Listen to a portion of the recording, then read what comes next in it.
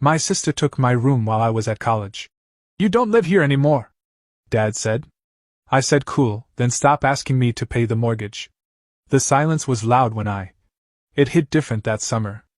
3 years of college, gone by like a blur of half-priced energy drinks, soul-crushing group projects, and nights I don't fully remember.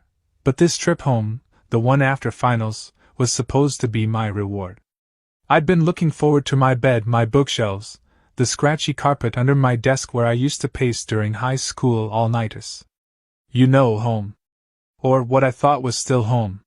The signs were small at first, like how no one texted to ask when my bus would arrive. No. Can't wait to see you. From Mom. No teasing emoji-laden messages from my sister, Rachel. But I chalked it up to stress. Everyone's tired these days, right? It wasn't until I walked through the front door, duffel bags slung over my shoulder, and found my childhood photos gone from the walls, replaced with glossy canvas prints of someone else's aesthetic, that the dread kicked in. I paused by the staircase. The scent of vanilla candles and generic laundry detergent floated through the air, Rachel's signature. She was 17 now, almost out of high school, but her taste had always leaned HGTV's rebellious daughter. Still, I smiled to myself. Maybe she just redecorated the downstairs. Maybe my room. I stopped at the door. My old door. The one that used to have a faded, "Keep out unless you have pizza" sign. Now it was spotless, painted a pale blush. There was a cursive gold decal that read, "Rachel's Sanctuary." My stomach dropped. I knocked once, then pushed the door open. What greeted me wasn't just a room that had been changed, it was a room that had been erased. My desk? Gone. The posters I'd carefully chosen over 4 years. Nowhere. My bookshelf was still there, but all the titles were shoved in boxes labeled "Garage Donate" in pink Sharpie. There was a full-length mirror where my bed used to be. A ring light in the corner. Photos of Rachel and her friends on the walls. Her makeup scattered across a new white vanity. My voice cracked the silence. "Where's my stuff?" Rachel barely looked up from where she was scrolling through her phone on the bed. "Oh. Dad boxed it all up. Said you don't live here anymore." I blinked. "What?" "Yeah, we redid it last month. You've been gone 3 years. You're basically a guest now." I turned, walked out, and found my dad in the kitchen, flipping through a stack of mail like it was any other Tuesday. "Dad," I said, trying to keep my voice level, "why is my room Rachel's now?" He didn't look up. "Because you don't live here anymore." There was no apology. No hesitation. Just that flat tone, like it was the most obvious thing in the world. I stared at him. The same man who had, just last month, texted me, "Can you pitch in a little more for the mortgage? You're still technically living here." Right. Technically. I took a deep breath. My voice was quiet, but it hit like a hammer. "Cool," I said. "Then stop asking me to pay the mortgage." The silence that followed was loud. Like deafening loud. Even Rachel had wandered out from the hallway, phone dangling in her hand, lips slightly parted. No one said a word. It was as if I'd broken some unspoken contract, that I was supposed to keep giving and never ask where it all went. But not this time. This was the start of something else.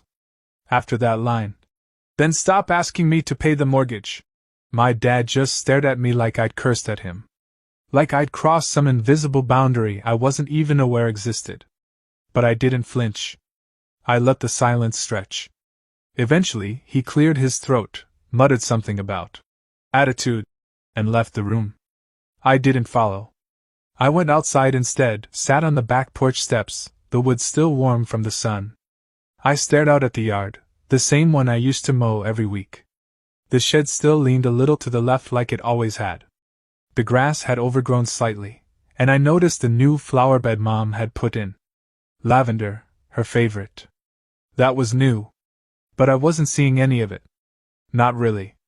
I was thinking about the money. 3 years. That's how long I'd been sending checks. At first it was $150 a month, just a little something to help out. You're still technically living here, Dad had said back then. I was sleeping in dorms, living off ramen, picking up tutoring gigs on the side to stay afloat. But I figured they needed help, and I was still part of this house, right? Then it turned into $200. Then $300. Then sometimes more. Random Venmo requests labeled utilities or maintenance. Every time I hesitated, there'd be a text. Family pulls together. And I believed that. Until now. Until I walked into my old room and saw my life, my memories, my stuff, reduced to boxes stacked in a cold garage, marked for donation like I was just another spring cleaning chore. I remembered something from last semester. Rachel had posted on Instagram about her new vanity mirror, the one with the dimmable lights. The caption was something like, "Finally got the glow up I deserve #blessed." I had liked the post. Commented even, "Looking great, sis." I hadn't realized I paid for that mirror. I rubbed my face, suddenly feeling exhausted in a way that had nothing to do with finals. It wasn't just the room. It was the fact that while I was budgeting frozen burritos and washing laundry at 2 a.m. to avoid dorm crowds, my family had been slowly cutting the cord. But still cashing the checks. That's when I checked my phone. Opened my bank app. Scrolled through the recent transfers. They were all still pending. I hadn't yet made the May payment. It was sitting there, scheduled. I hovered over the cancel button. And tapped it. One down. Then I blocked the auto-transfer link my parents had set up 2 years ago. It had been just for convenience, they said. No more. That night, I didn't eat dinner with them. I went out, grabbed a burger at a local dive I used to go to in high school. Sat in a booth alone, the same one my friends and I had crammed into after football games. I wasn't on the team, I was in the pit band, but they always saved me a spot anyway. Now I was saving one for myself. Just me. Just mine. And that felt weirdly good. It didn't take long for the fallout to begin. The next morning, I was making coffee when Dad came into the kitchen with that particular stiffness he always had when something was bothering him, but he didn't want to say it outright. He poured himself a cup, leaned against the counter, and asked, too casually, "Hey, did your transfer go through yet?" "Haven't seen it hit the account." I didn't even look up. "Nope," I said. "I cancelled it." Silence. He blinked. "You what?" I finally met his eyes. "You said I don't live here. So why would I pay to live somewhere I don't?" He set his mug down a little too hard. "Don't be dramatic, Ethan." There it was. Dramatic. The word they always used when I said something they didn't like. Not angry, not rude, dramatic. "You've been helping with this house for years," he went on, voice tightening. "And now you just stop? Over a room?" I laughed once. Cold. "It's not about the room." "Then what is it?" "It's about how you all made it crystal clear that I'm not part of this house anymore. Rachel threw out my things. You said I don't live here. You made that choice. And I'm making mine." He opened his mouth. Closed it. Then came the guilt tactic. "We've been counting on that money, son. The mortgage doesn't pay itself." I raised an eyebrow. "I've been counting on having a family that actually respects me. We don't always get what we want." That was when Mom walked in, already dressed for work, mug of peppermint tea in hand like she hadn't heard a thing. But her eyes flicked between us. She knew. "Ethan," she said softly, "let's not do this. Not while you're home." I set down my coffee. "I'm not home." "You made sure of that." Then I left the room. Later that day, Rachel had the nerve to knock on the door to the guest room, her old room, the one they offered me like some kind of consolation prize. She leaned in the doorway, arms folded, hair curled and makeup perfect, like always. "You're really blowing this out of proportion," she said, like I was overreacting about a broken pencil. "You moved into my room without telling me," I said. "Threw out my things. Painted over my walls. And didn't say a word. It's been 3 years." She scoffed. "You've got your life. I have mine. I needed space. You had space." I said calmly. You just wanted mine. That shut her up for a second. Then she shrugged. Well, sorry. But you weren't using it. I paid for it. Her expression twisted. What's that supposed to mean? It means the mirror, the desk, the paint you used? All of that came out of my monthly deposits. So enjoy it. It's the last thing you'll get from me. Her mouth dropped open, just slightly. She didn't expect me to bite back. I wasn't supposed to say things like that. I was supposed to be the dependable big brother. The one who helped. Not anymore. She left in a huff, muttering something under her breath. But I didn't ask her to repeat it. I was already packing my bag. I left the next morning. No big goodbye. No dramatic send-off. I just zipped up my bag, walked past the kitchen where Dad was half asleep in his recliner, and out the front door. Mom didn't even stir from her room.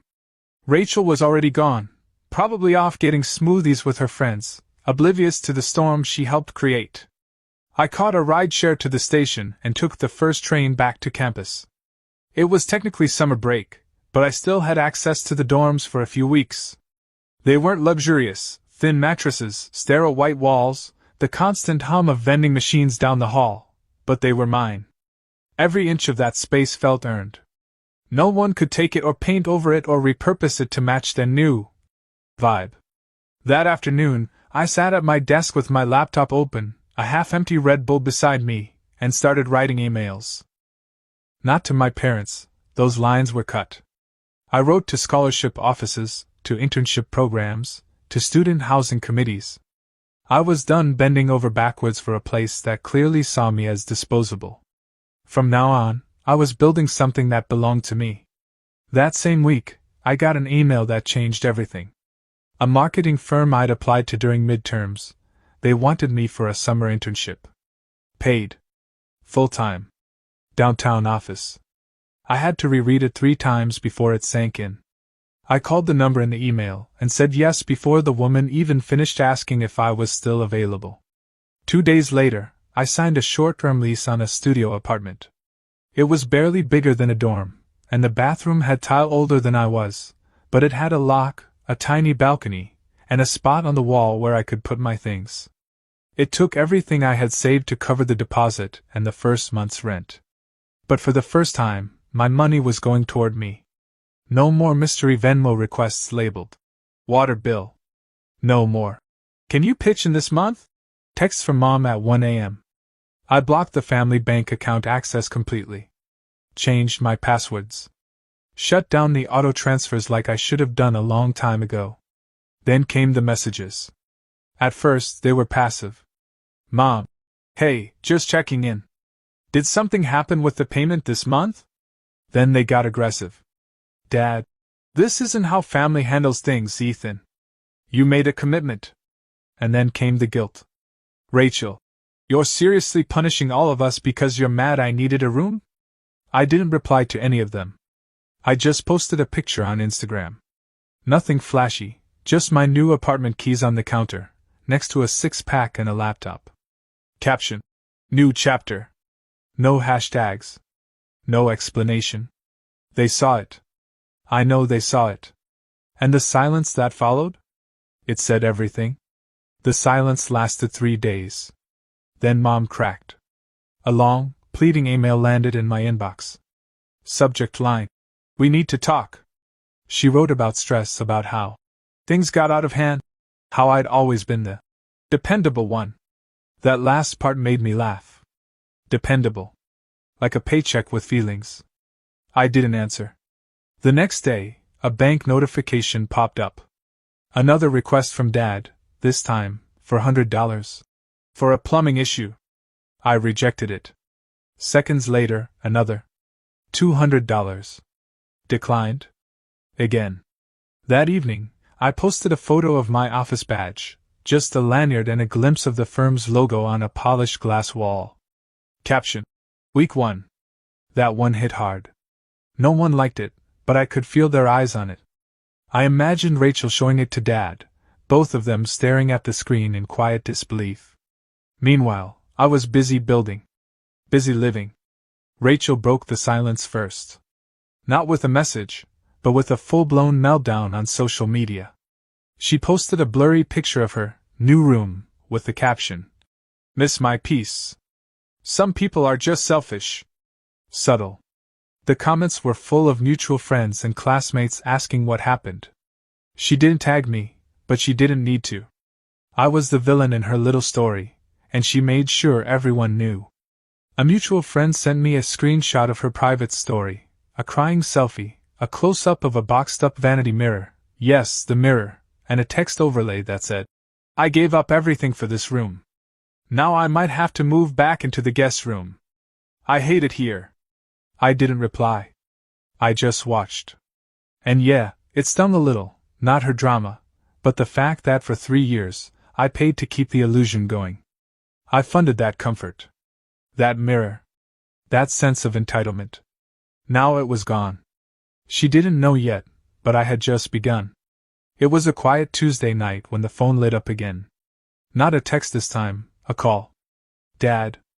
I let it ring. Then, just as it went to voicemail, he called again. And again. Finally, curiosity got the better of me. I didn't answer, but I listened to the message. "Ethan. Hey. Just wanted to check in. Look, maybe I said things I shouldn't have. We miss you around here.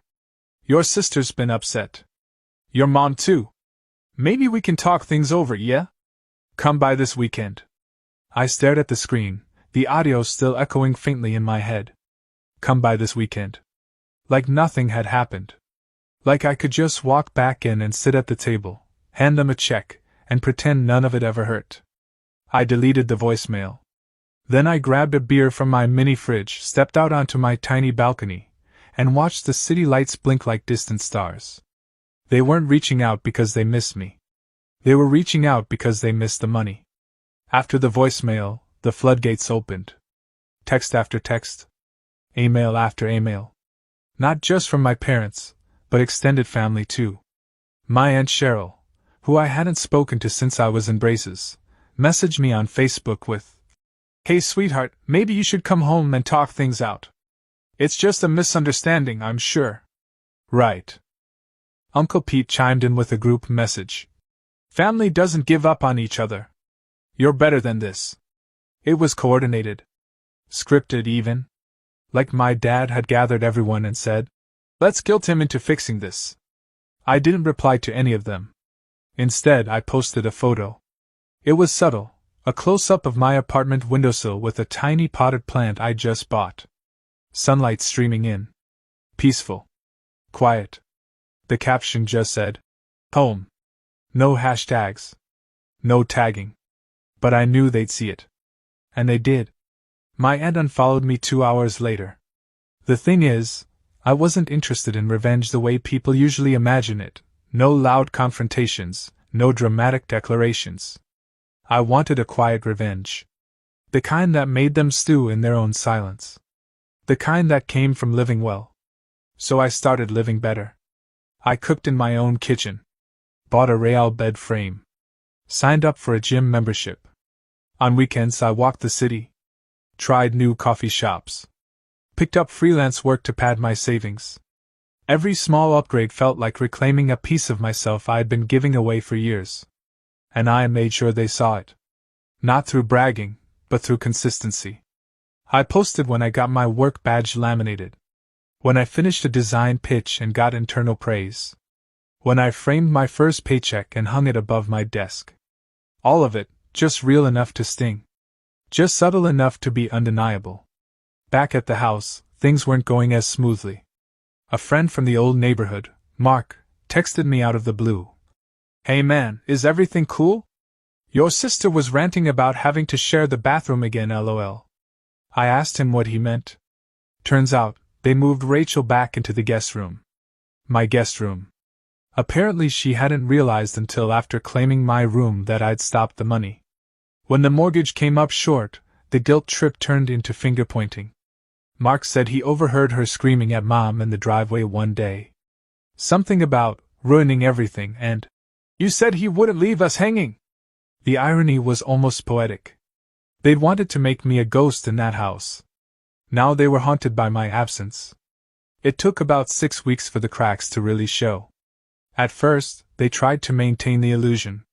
Rachel still posted like everything was perfect. Sun-kissed selfies in her car, clips of her friends dancing in her room, even though she was back in the guest room with the yellowing curtains and a creaky bed frame. Mom tried texting casually, like we were just out of touch, not estranged. "Hope work's going well. Miss seeing you around.